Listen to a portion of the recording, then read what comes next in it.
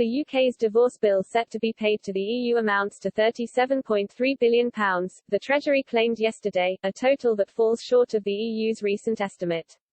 In a statement to Parliament, the Chief Secretary to the Treasury, Steve Barclay, outlined the estimated Brexit financial settlement, which fell within the government's previous forecast range of £35–39 billion.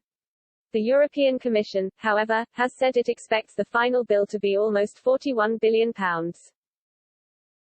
The Brexit bill consists of EU spending plans British governments signed up to during 47 years of membership, as well as the pensions and healthcare costs of senior EU officials.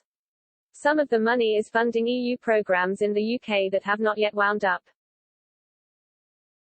The UK's divorce payments to Brussels are expected to continue for decades, so the true Brexit bill will only be known long after today's politicians have left the stage.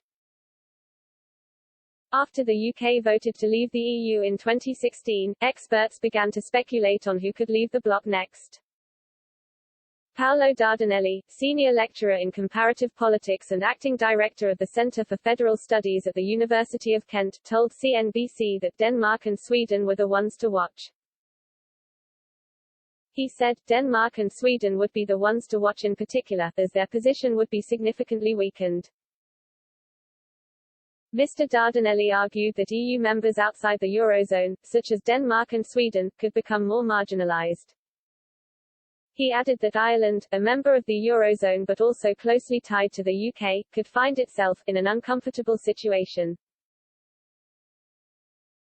Mr. Dardanelli also said that Germany could find itself in an even more dominant position, whilst at the same time losing a precious ally on issues such as economic reform, competitiveness, free trade and so forth. Ultimately, he said Brexit meant that the bloc would be less competitive and more protectionist. Sweden and Denmark were closely aligned on a number of issues within the EU. Expert on Swedish politics, Mikael Sundström, told Express.co.uk earlier this year that Sweden is missing the UK. He said, clearly Sweden is missing the UK more than most, because the UK and Sweden were very well aligned on a number of issues. Now Sweden no longer has that really powerful ally, so Sweden is missing out more than most on British support. They shared similar views on exports trade, foreign policy for example. The UK and Sweden regularly teamed up on other issues. However, he argued that Swexit would not follow Brexit as Stockholm's economy is too small to thrive without the support of the bloc. Professor Sundström added, the UK was a more difficult partner to the EU than Sweden can be. There is no question of Sweden managing economically outside the EU, we have much more to lose.